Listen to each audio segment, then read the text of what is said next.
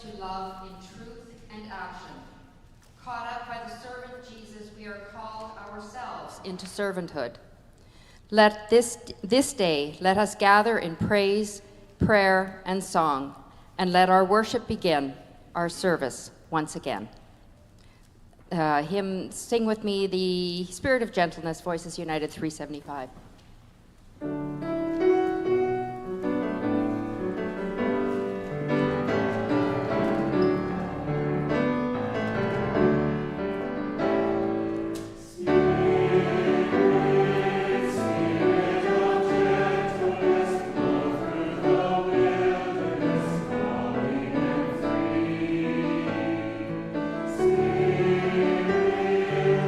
Spirit of restlessness,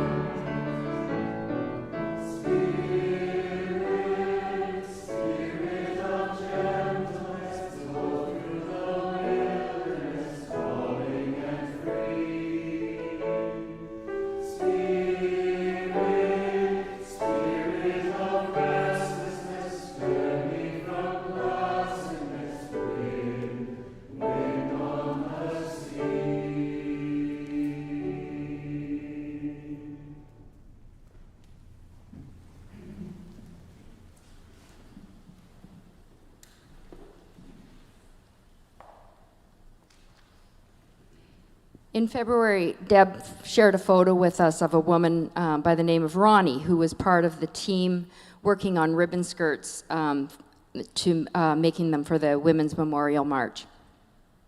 I had met Ronnie last year when I helped with this group, and when I was working with the women sewing skirts.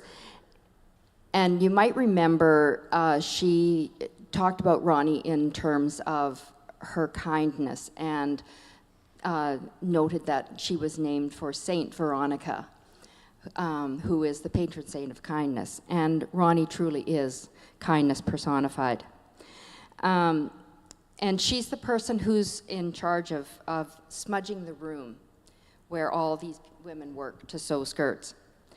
So I really hoped that she would agree to smudge the two quilts that I had made for Quilts for Survivor and were ready to send off, and Quilts for Residential School Survivors. So I went to Strathcona Community Centre the next Saturday, and Ronnie was there, and she did smudge those quilts well.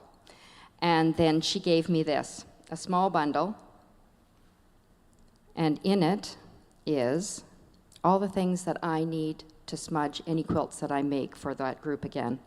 So I have cedar, I have sage, I have a braid of sweetgrass, and I have tobacco.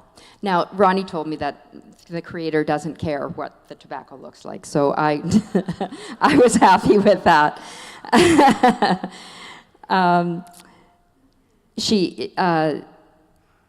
So today, I give thanks for all those who are like Ronnie, who use the medicines given by the land to heal her people and to share with other people like me who ask.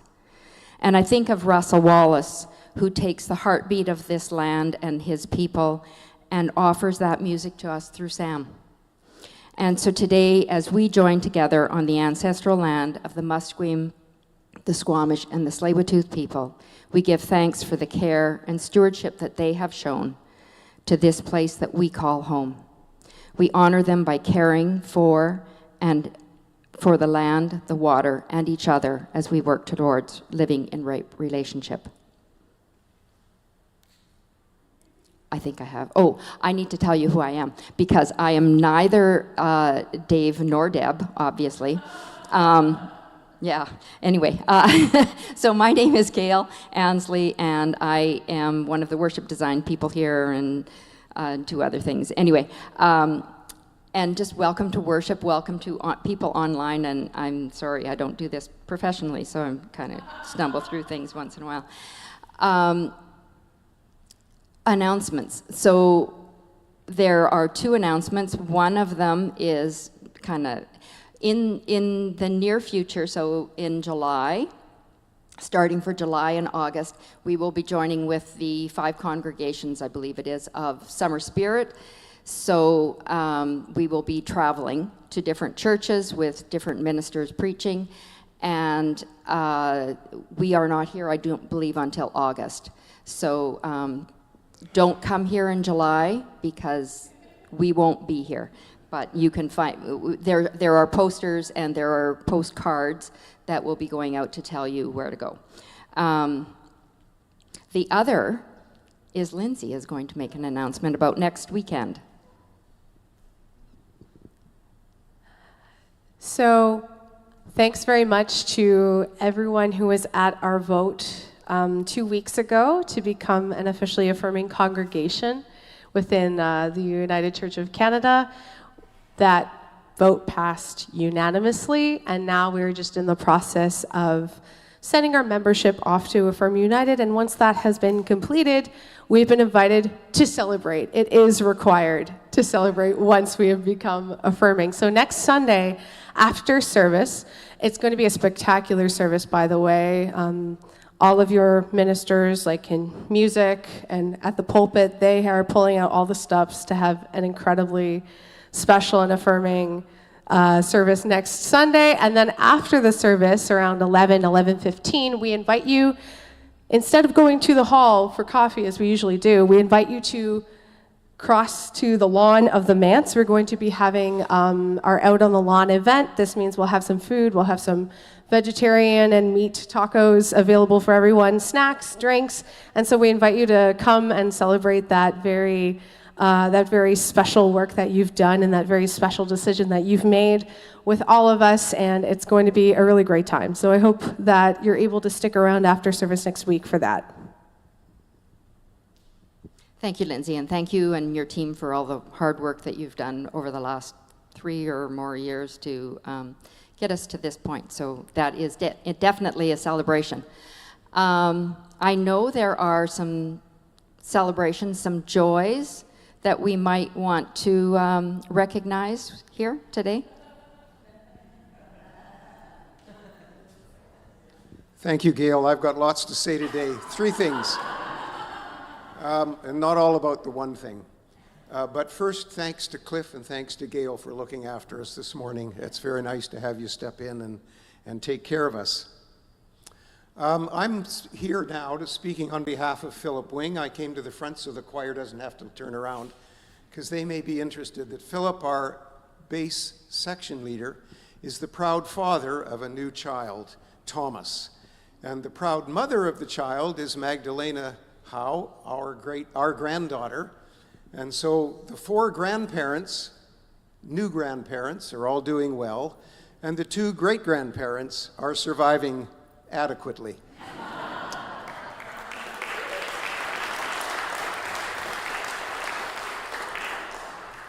This happens by coincidence to be our day to serve coffee after the service. So we have brought little cupcakes to celebrate the little one. And there's lots of them in the hall for you, and also a picture, a photograph of Philip reading his first book to Thomas at 4 days. And it's a fun photograph, so do come and join in that afterwards. The second thing I want to say is, on behalf of Shaughnessy, our thanks to Ben and to Sam and to the choir for doing such a wonderful job with the music last Sunday morning down at St. Andrews Wesley. It was a great time for everyone, and I still have that closing hymn ringing in my ears. I wished it gone on for 10 verses, not just 4. It was a great morning. Those are the good news things. May I go on to the Anybody else have any joys to share? The other piece of information is that Deb and I did a little detective work and discovered online from the son of Joyce Mackay, who was a very active person in the church and attended with her late husband Harold for 35 years. She withdrew when COVID began, and then dementia set in, and sadly we found out this week that she died on the last day of February. So I wanted to share that news with you about Joyce, who was such a regular and helpful person around here all those years. Thank you, Gordon. Any other concerns? Okay.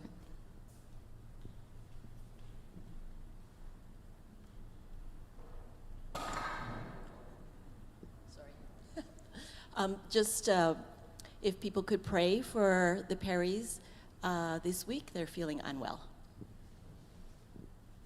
Anyone else? Just want to note that Nina's mother, Shirley, had a stroke on Thursday and is in hospital at VGH. She is recovering, but will have some deficits and will have to go into care following her discharge. So our prayers are with Nina and with her family. Gayle?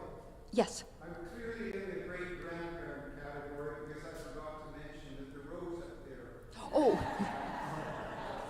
Well, as I told Val Gordon, that you were always good grandparents, now you are noted as great grandparents, and that is something to celebrate.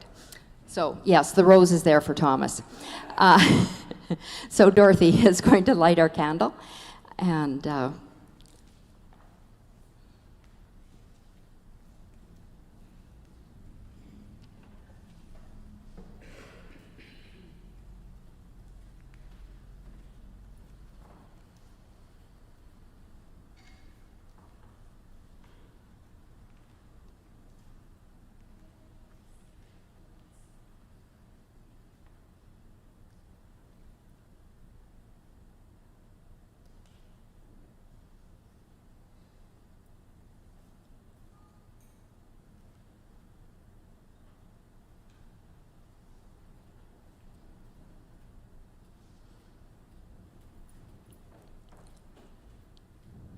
As the light enters the room, we greet each other with the sign of peace.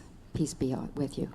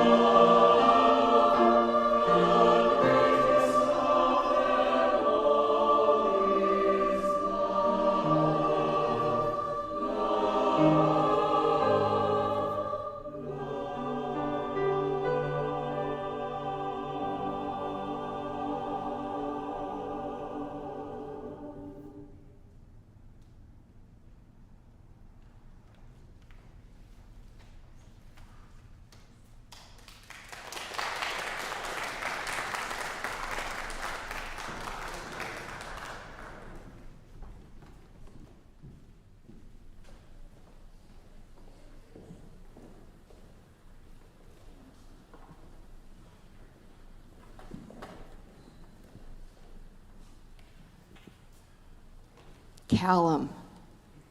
Where's my buddy Callum?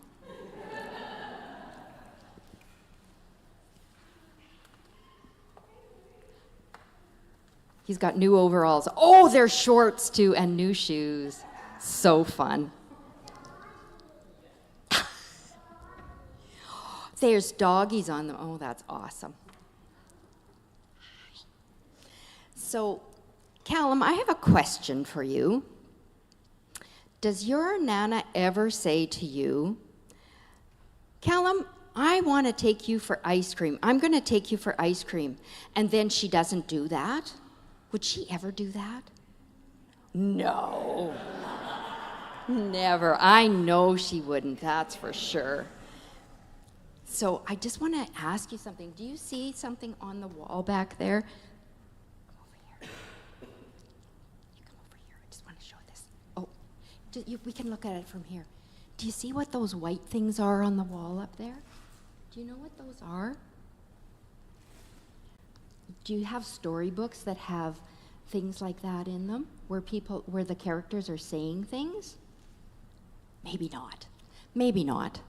Maybe not yet. But those are meant to be like where the places where the characters would say something. They're called speech bubbles. And these ones don't have anything in them, do they? There's no words in there. They're just empty. And if your Nana said to you, Callum, I want to take you for ice cream, and then didn't do that, that would be pretty empty promise, wouldn't it? It really wouldn't mean anything.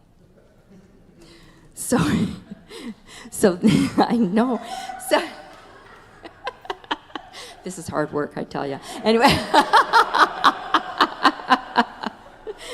so today we're going to talk about sometimes when people say things or make promises, or groups of people, maybe a church or maybe the government, that they say they're going to do something, and then they don't, and that's just not a very good thing, is it? No, because everybody wants to go for ice cream, right? Yeah, I think so too. Maybe we'll get ice cream after church one Sunday. No, we're not, but maybe another day we are. But oh, Christine's worried now. I don't know. Okay.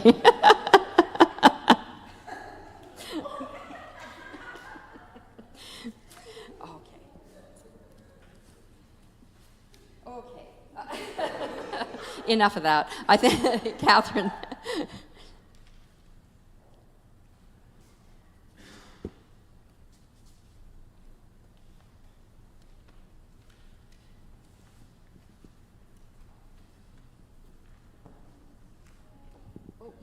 Do we have a hymn?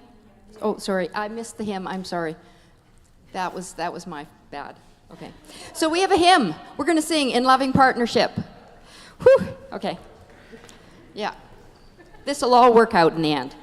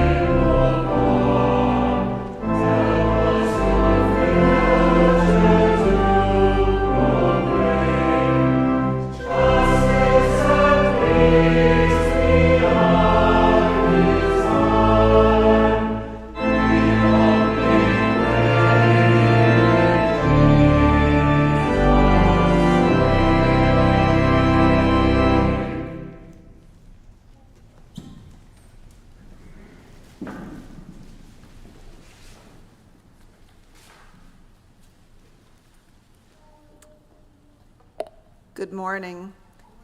Please pray with me. Lord, you know that everything all comes jumbled together. Happiness and sadness, celebrations, and things of such concern. It seems difficult when we're celebrating and the world is full of trouble. So let us offer this prayer to you by Ted Lauder from Guerrillas of Grace, Prayers for the Battle. Holy One, there is something I wanted to tell you, but there have been errands to run, bills to pay, arrangements to make, meetings to attend, friends to entertain, washing to do. And I forget what it is I wanted to say to you. And mostly I forget what I'm about or why. Oh God, don't forget me, please, for the sake of Jesus Christ. Eternal One, there is something I wanted to tell you, but my mind races with worrying and watching, with weighing and planning, with rutted slights and potholed grievances, with leaky dreams and leaky plumbing, and leaky relationships I keep trying to plug up. And my attention is preoccupied with loneliness and doubt and with things I covet. And I forget what it is I wanted to say to you and how to say it honestly or how to do much of anything. Oh God, don't forget me, please, for the sake of Jesus Christ. Almighty One, there is something I wanted to ask you, but I stumble along the edge of a nameless rage, haunted by 100 floating fears of terrorists of all kinds, of losing my job, of failing, of getting sick and old, of having loved ones die, of dying, of having no one to love me, not even myself, and of not being sure who I am or that I am worth very much. And I forget what the real question is that I wanted to ask, and I forget to listen anyway, because you seem unreal and far away, and I forget what it is that I have forgotten. Oh God, don't forget me, please, for the sake of Jesus Christ. Oh Father and Mother in heaven, perhaps you've already heard what I wanted to tell you. What I wanted to ask is, forgive me, heal me, increase my courage, please. Renew in me a little of love and faith and a sense of confidence and a vision of what it might mean to live as though you were real and I mattered and everyone was sister and brother. What I wanted to ask in my blundering way is, don't give up on me. Don't become too sad about me, but laugh with me and try again with me, and I will with you too. What I wanted to ask is for enough peace to want and work for more, for joy enough to share, for this community to thrive and be together, and for awareness that is keen enough to sense your presence here, now, there, then, always. Amen.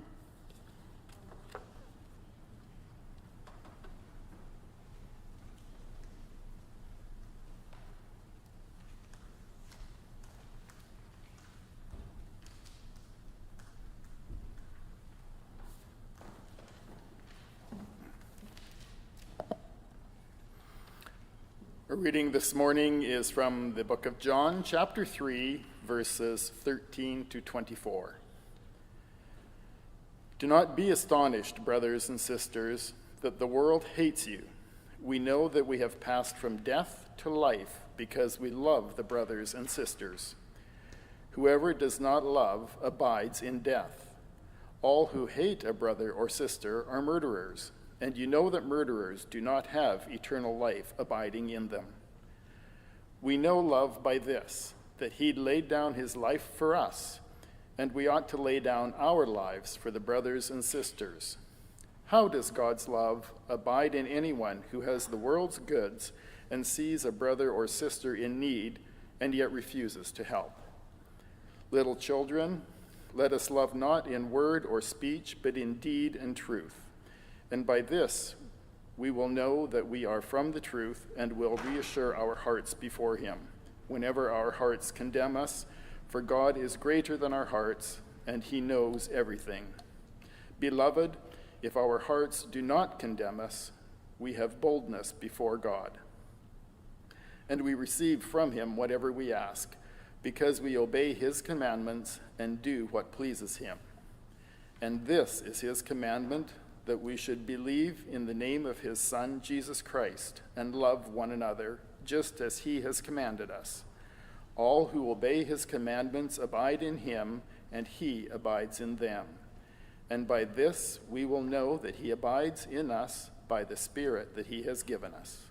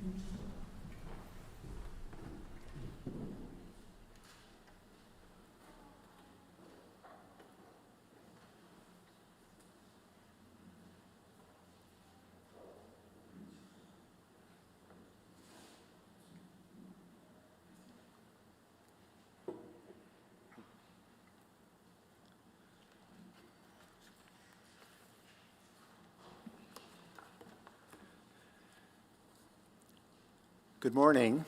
My name is Clif Prowse, and I'm honored to give the sermon this morning. Some of us returned today from last week's road trip to St. Andrews Wesley to see the blessing of two of our past ministers as ordained ministers, Pamela Evans and Kathy Kreider. Others of us are on the road today. Reverend Dave is lucky to be at a family potlatch in Bella Coola. Reverend Deb is in Saskatoon responding to a repeated request that she do a funeral. In the meantime, as we have heard, we have the miracle of new birth, a son to Philip and Magda, a great-grandson to Val and Gordon. Jan and I were reminded of our own wedding vows as we attended a beautiful wedding in our extended family, and we learned of the death and upcoming funeral of our beloved Pat Hudson. The tumult of life has brought us a wedding, 2 funerals, 2 ordinations, a potlatch, and a baby. My sermon today is about love in action. As we take this time to pause and reflect, we realize that each of these events and all of these people reflect love in action. Our scripture today returns to the first letter of John, the subject of our sermon series this month, Caught Up in Jesus. Together with our 2 beautiful anthems, the text today reminds us that we are called to love. Love that is constant, unquenchable, and transformative. Last time, Reverend Dave set the framework. 1 John emphasizes the humanity of Jesus, not his power, holiness, or godliness. He is not a mere spirit or phantasm, but a real man. Why this emphasis? Because the humanity of Jesus makes it easier for us to deeply understand Jesus the man, the teacher, to allow love to change us and allow us to change the world. Our passage today finishes with the message that is set up and leads into the passage today. The message, quote, "We have heard from the beginning," unquote, that we should love one another. In the Gospel of John, at John 13, Jesus told his disciples on the last night, "I give you a new commandment, that you love one another. Just as I have loved you, you also should love one another. By this everyone will know that you are my disciples, if you have love for one another." After references to hate, 1 John comes to the point, emphasizing Jesus laying down his love for us. To quote verses 16 to 18, the context is, "We know love by this, that he laid down his life for us, and we ought to lay down our lives for one another." The question for us today is, how does God's love abide in anyone who has the world's goods and sees a brother or sister in need and yet refuses to help? The answer is, let us love not in words or speech, but in truth and action.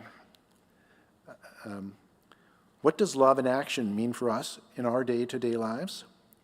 The first thing we need is compassion and empathy. Compassion means listening, literally not closing our hearts. The King James Version expresses it with boldness. We must not shutteth up our bowels of compassion. Who then is our brother or sister? I think the answer is the same as Luke gives about our neighbor in the parable of the Good Samaritan. Anyone we encounter, we are called to go and do likewise. In these polarized times, with the world seemingly adrift, we are called to continue our mission as sacred, seeking, shining, and affirming, to demonstrate our love in action in ways large and small. Some Bible passages seem to divorce faith from good works. John is clear that our faith and love is to be shown through good works. Words are not enough. Life with Jesus takes action. Lip service will not do. Sometimes our list of concerns seems endless and overwhelming, and we are all doing our best in all of our many relationships and activities. 1 John was written so that our joy may be complete. So, before getting into the to-do list, I take a moment to say the passage was written so our joy might be complete. Joy is good. Be joyful. Peace be with you. Enjoy God's creation. Have fun. But there are 4 types of actions amongst many that I would raise for your possible consideration as you are able. We can't all do everything, and sometimes we think we can't do more than we're doing. And what we're able to do is good enough. It's good enough for us, and it's good enough for God. And we need to take care of ourselves before we can take care of others. So here's my 4 possible suggestions for your possible consideration. First, for those of us fortunate to be in loving relationships, love in action means celebrating the joy of being with our beloved. As the choir sang in the familiar words from 1 Corinthians 13, love does call us to action, being patient and kind. And as we sang, love is not time's fool. It calls us to love through the ages. And time will bring challenges and tempests. But we are called to the ever-fixed mark of love and to celebrate each other, anniversaries, birthdays, accomplishments, early and often. Second, our community of faith and the United Church of Canada have been leaders for many years on gay rights issues. As we move forward to celebrate our Becoming an Affirming Church next Sunday, we acknowledge that other churches, historically, and unfortunately even now, have been less than affirming. God invites 2S LGBTQIA+ people to the deepest and most joyful relationships and calls us to celebrate this in ways large and small as we implement our affirming call. In particular, our Affirm Action Plan calls us to advocate for the human rights of LGBTQ children and youth, a matter of some urgency in BC today. Third, last week we had the shocking event of attempted arson at a Jewish synagogue near us, an act of hate and terror directed at people still traumatized by the revisiting of Holocaust memories on October 7th. So we are called to empathy for our Jewish friends and neighbor. So too, we are called to display empathy for the children of Gaza. So despite the minefields surrounding this issue and the high emotions, we should stand up against anti-Semitism and stand up for peace. Fourth, the Vancouver Sun recently covered the tragic death of a young UVic woman who senselessly died from opioids this year. What can we do to combat the opioid crisis? The first thing is, do not turn away from the huge number of deaths. And do not turn away from the public health message that what we need is care, we don't need stigma. While stigma may be politically popular, we can call for our politicians to pursue the best practices for combating this never-ending crisis, to pursue all life-saving alternatives. Personally, perhaps we can revisit our own CPR training and to learn what to do with naloxone. And together, to push for ready supplies of nasal naloxone so that we and others can more easily provide life-saving care. We are caught up in service and love. We celebrate the love and accomplishments of Kathy Kreider and Pamela Evans. Our leaders, Reverend Dave and Reverend Deb, exemplify servant leadership. So does our Vision Council and our tireless president, Catherine Paton. Magda and Philip have served us with their wonderful musical gifts, as do Ben and Sam. Sam, as you saw, composed our anthem this morning, O Constant Love. Gordon and Val serve us in wonderful ways, large and small, as did Pat Hudson, serving us amongst many other servant activities. We all can comfort the mourners and comfort and support the ill and their caregivers. And we all have the opportunities to show love and support with our families, our extended families, friends, and loved ones, and to celebrate new arrivals and lives well lived. Love calls us to connection. Love calls us to peace and justice. So, we are called to seek peace within our community, we are promised that this in turn will allow us to find peace within ourselves. We are called to serve others and to take good care of ourselves. We are called to strong and loving relationships and a strong and loving community. We are called to abide in God, knowing that God will abide in us. May it be so.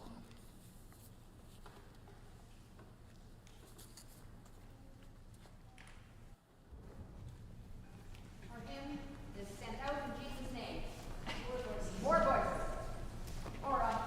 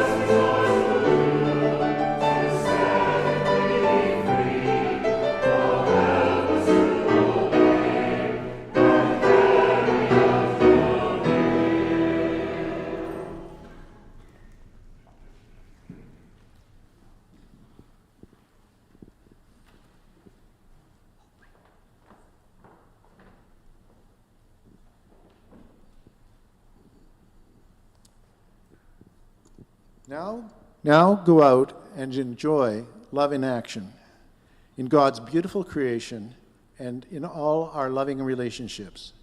In the words of the Irish blessing, may the road rise up to meet you, may the wind be always at your back, may the sun shine warm upon your face, the rains fall soft upon your fields, and until we meet again, may God hold you in the palm of his hand.